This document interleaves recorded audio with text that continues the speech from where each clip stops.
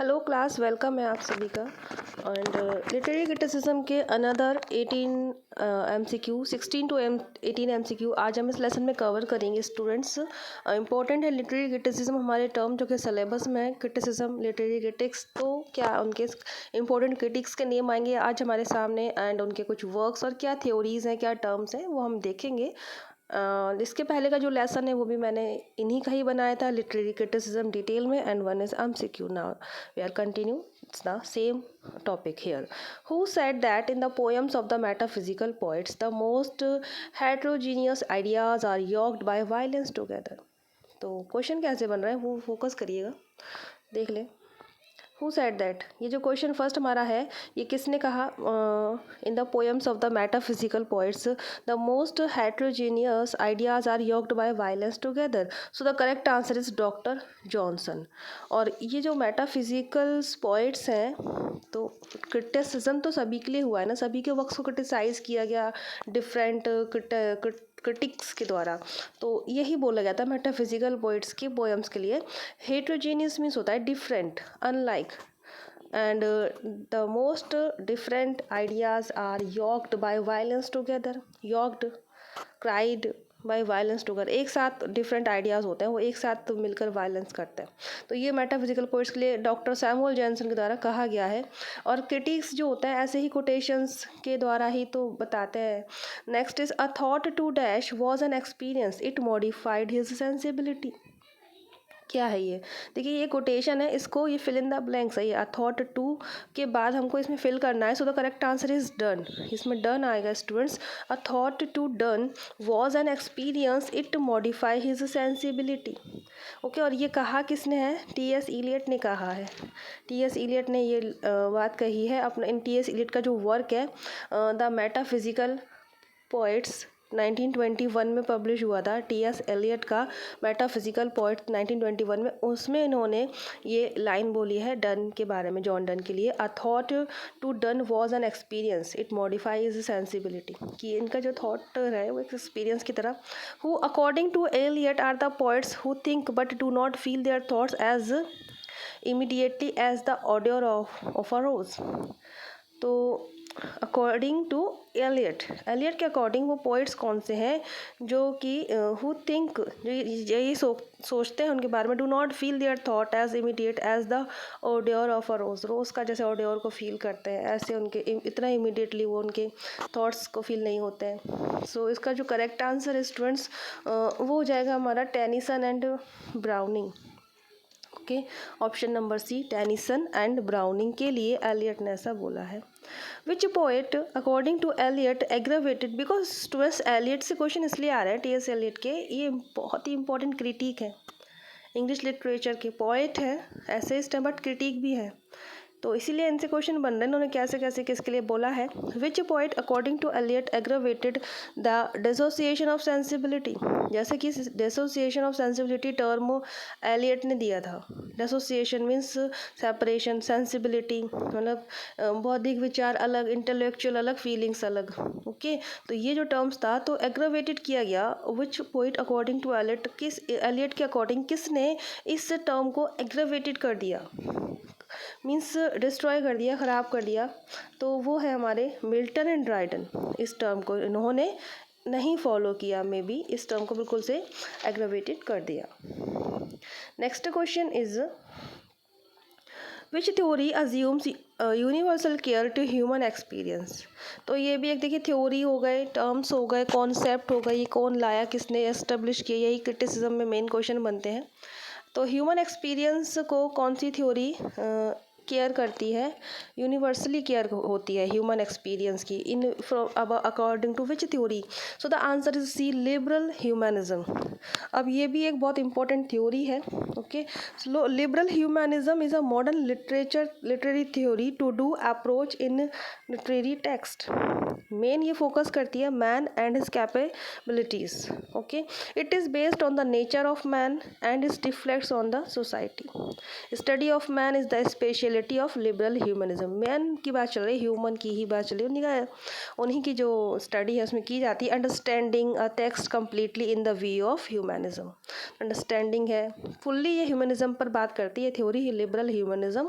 तो वही उन्होंने पूछा, यूनिवर्सल केयर ऑफ ह्यूमन और ह्यूमन एक्सपीरियंस किस थ्योरी में बात होती है? लिबरल ह्यूमनिज्म में बात होती है. The term close reading is associated with. तो ये टर्म जो है किस से रिलेटेड है? न्यू क्रिटिसिज्म से रिलेटेड है. ये न्यू क्रिटिसिज्म वही है जो केवल टेक्स्ट को ही सब कुछ मानता है, जो कंटेंट लिखा है उसी को ही सब मानते हैं. तो ये टर्म है क्लोज रीडिंग, वो भी इसी से ही रिलेटेड है, न्यू क्रिटिसिज्म से. और जो क्लोज रीडिंग क्या मीनिंग है इसका? Deep analysis of how literary text works. Close reading का मतलब क्या है? क्लोज रीडिंग, क्लोज ड्रामा होते हैं ना, क्लोज प्ले होते हैं, वो क्या होते हैं? वो ये होते हैं कि ऐसे ड्रामा जो स्टेज पर परफॉर्म ना होकर आप उन्हें साइलेंटली रीड करो. तो क्लोज रीडिंग वही है कि आप डीप एनालिसिस कर रहे हो of how literary text works. जो लिटरेरी टेक्स्ट है जो लिखा गया है बाय द पोइट्स और द ऑथर, वो कैसे वर्क करता है, वो क्या रहा है. हम यहाँ ऑथर को साइड में रख देते हैं. न्यू क्रिटिसिज्म में यही होता है. तो close reading associated with new criticism. Who initiated practical criticism. तो ये कुछ एक दो क्वेश्चन रिपीट हो जाएंगे यहाँ पे. आइए रिचर्ड्स इनका answer. New criticism practical criticism को किसने इनिशिएट किया था? रिचर्ड्स. आइए रिचर्ड्स ने इसको क्या किया था? इनिशिएट किया था. What according to I A Richards refers to the poets intention to say something. तो according to I A Richards, ये जो हमारे हैं आइवर आर्मस्ट्रॉन्ग रिचर्ड्स, रिफ़र करते हैं क्या? पोइट्स की इंटेंशन के लिए, but to say something. So the correct answer is sense. Sense को इन्होंने बताया है. पोइट की इंटेंशन को हमारे सामने अगर कैसे पता चलेगा? With the sense, not feeling, not other. What according to I A Richards refers to the emotional response to the subject matter. Emotional response को कैसे हमको रिफ़र करना है? सो इसका आंसर हो जाएगा फीलिंग से. ठीक है. व्हाट अकॉर्डिंग टू इंटेंशन है तो वो सेंस से जा रहे हैं, इमोशनल फीलिंग से जा रहा है. What according to I A Richards refers to the poet's attitude toward the listener. तो ये वाला हमारा जो है क्वेश्चन देख लेंगे. आइए रिचर्ड क्या रिफर्स करते हैं? पोइट्स का जो एटीट्यूड है लिसनर की तरफ. तो मेन क्या होना चाहिए इसका आंसर? तो correct answer is tone. Tone is the correct answer. Tone को रिफर्स करते हैं ये पोइट्स के एटीट्यूड के लिए. लिसनर, पोइट्स का एटीट्यूड लिसनर के लिए कैसा है, टोन से पता चलेगा वो. What according to I.A. Richards refers to the effect being promoted or conjured up in the poem. Promote हो रहे हैं तो वो कैसे, इफेक्ट क्या है प्रमोट का, तो वो किस से रिफ़र कर रहे हैं? सो the correct answer is intention. Intention से रिफ़र हो रही है वो बात. क्लोज रीडिंग ये क्रिटिक है, बहुत इंपॉर्टेंट. जो रिचर्ड्स हैं, आइवर आर्मस्ट्रॉन्ग रिचर्ड्स, इनका फुल नेम है. क्रिटिक है इंग्लैंड के, 20वीं सेंचुरी के. 1893 से लेकर 1979 इनका लाइफ स्पैन है. तो क्रिटिक है, तो इन्होंने कैसे कैसे कॉन्सेप्ट पे बात करी है, क्वेश्चन बनेंगे. Next question, close reading again focus on. तो क्लोज रीडिंग जैसे कि न्यू क्रिटिसिज्म में है, किस चीज़ पे फोकस करता है? The words on the page.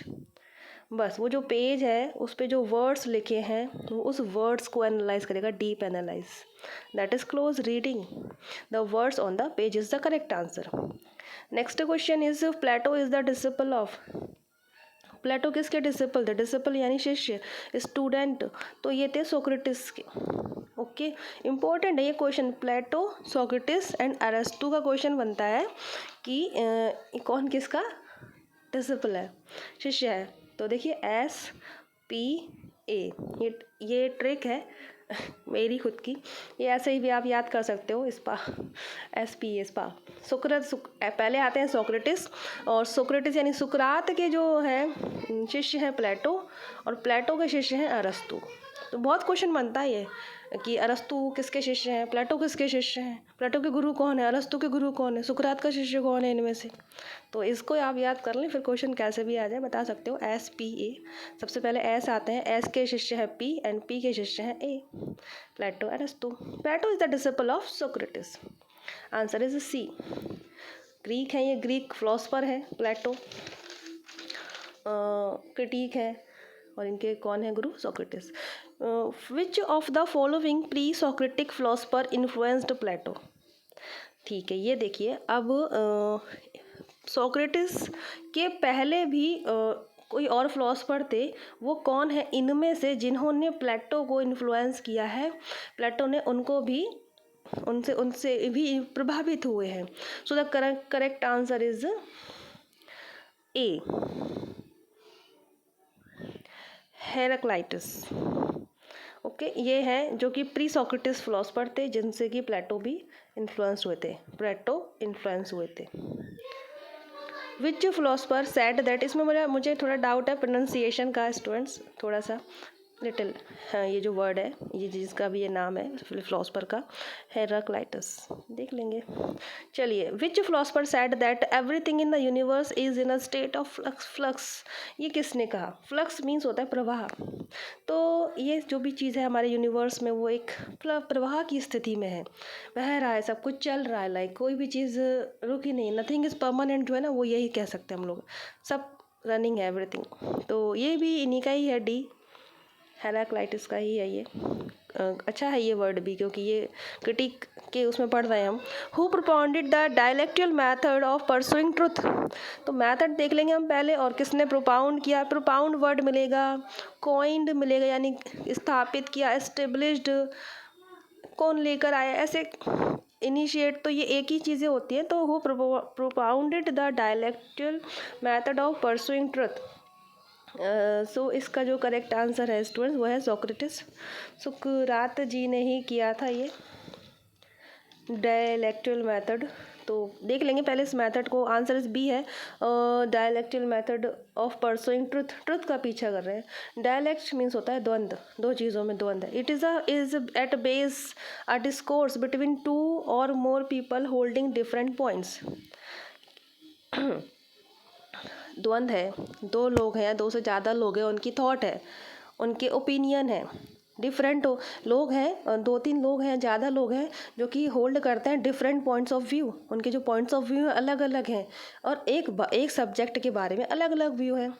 पर हमको क्या है, हमारी विश ये है, हम ये चाहते हैं टू एस्टेब्लिश द ट्रुथ, हमको तो ट्रुथ को देखना है ना, उनकी ओपिनियन इट इज़ ओके, हमको तो ट्रुथ तक पहुंचना है।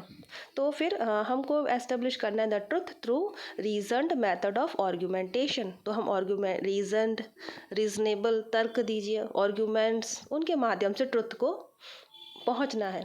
तो वही है ये method, dialectical method of pursuing truth, truth को पहुंचेंगे। जब कई सारे पॉइंट्स ऑफ व्यू हैं एक सब्जेक्ट पर कई लोगों के, तो हम इस मेथड को यूज़ करके ट्रुथ को पहुंचते हैं सच तक। ये होता है सोक्रेटिस का ये मेथड है, इन्होंने ही ये मेथड लेकर आए थे। In which form did Plato present his philosophy, अब प्लेटो के जो वर्क हमने देखे, रचनाएं, उनके आगे क्या लिखा होता है, ये पोइट्री है, क्या है, प्रोज है, व्हाट, तो ये इन्होंने जो अपने फिलॉसफी को प्रेजेंट किया था, अपने दर्शन को, डायलॉग कहते हैं उनको। जैसे कि उनका कोई वर्क का नेम होगा ना, तो हम कहेंगे ये डायलॉग है, इनके डायलॉग, ये डायलॉग किसने लिखा, ये प्लेटो का डायलॉग है, तो डायलॉग फॉर्म में इनके जो वर्क है प्लेटो के। Next question is which among the following is not a dialogue by Plato, तो इनमें से कौन सा डायलॉग, क्या ना, इनमें से कौन सा वर्क प्लेटो का नहीं है, इनमें से कौन सा डायलॉग प्लेटो का नहीं है। So the correct answer is D, poetics, because poetics किसका है, एरिस्टोटल का है, अरस्तु का है। ओके, बाकी देखिए ये एपोलॉजी, सिंपोजियम, आयोन, ये इंपॉर्टेंट डायलॉग है by Plato. Next question, Plato expounded his theory of forms in dash and dash, तो यहाँ प्लेटो के दो वर्क हैं जो कि हैं Phaedo and the Republic, answer is B. इनमें हमें इनकी ये थ्योरी देखने को मिलेगी, theory of forms, theory of forms को एक्सपाउंड किया है फिडो एंड द रिपब्लिक में, जो कि इंपॉर्टेंट डायलॉग हैं ये प्लेटो के, फिडो एंड द रिपब्लिक, और ये भी हैं। ठीक है, तो यहाँ पे प्लेटो के क्वेश्चन हमको ज़्यादा मिल गए, ग्रीक क्रिटिक है ये एंड फिलोसफर है, बहुत ही फेमस है, हम तो क्रिटिसिज्म में पढ़ रहे हैं, वैसे ही सभी जानते हैं इनके बारे में, नाम सुना ही है। According Plato reality exist in, अब प्लेटो के अकॉर्डिंग रियलिटी कहाँ एग्जिस्ट करती है, so the answer is B, realm of pure forms, pure form में जो है रियलिटी एग्जिस्ट करती है। एज इट इज़ भी हम इनको समझ लें, अंडरस्टैंडिंग से समझ लें, या फैक्ट वाइज याद कर लें, सारे ही क्वेश्चन इंपॉर्टेंट रहे। आज इस लेसन में भी इतने ही क्वेश्चन थे हमारे, टोटल 20 हो गए, जिसमें से 1-2 रिवाइज हो गए पिछले लेसन से, तो इट्स ओके, रिवीजन हो गया जस्ट। ओके स्टूडेंट्स, आज के इस लेसन में इतने ही पॉइंट्स। आई होप आपके सभी की एग्जाम की तैयारी अच्छी ही चल रही होगी, और जो भी आपके फ्रेंड्स हैं, नीडी पर्सन है, उनको आप ये लेसन शेयर कर सकते हो। Thank you so much for watching this lesson. खुश रहिए, पॉजिटिव रहिए। जय हिंद।